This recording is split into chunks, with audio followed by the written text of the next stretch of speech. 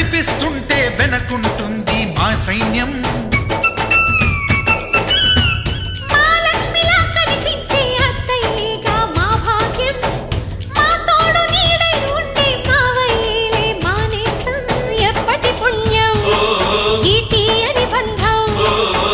ప్రేమకి అర్థం కనిపించని త్యాగం.